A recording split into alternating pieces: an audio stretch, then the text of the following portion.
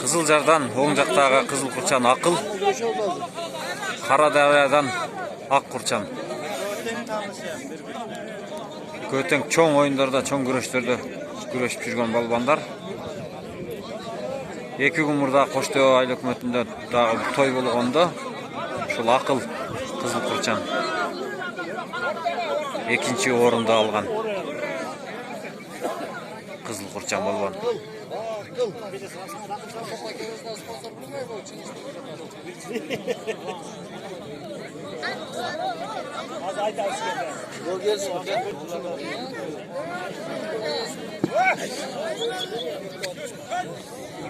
Davay Akıl.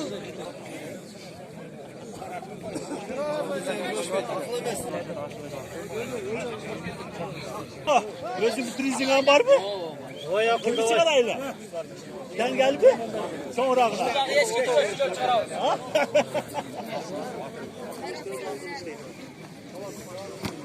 Hayrat çıkarayız o.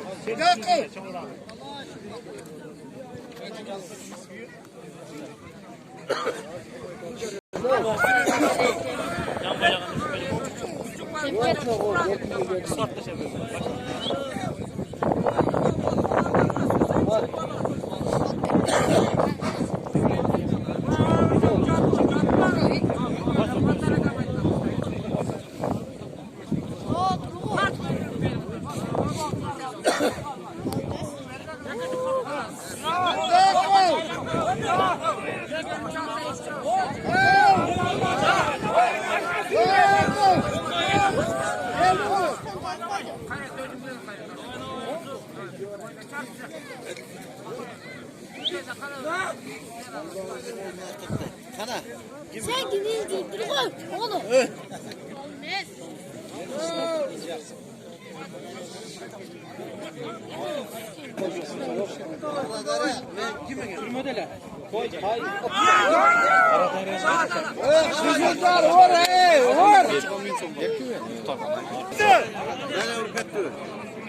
Kızıljarlık balban süzü ыкмазы менен утуп алды, бирок тартканга жетишпей калды. Карадариялык жигит утулуп калды.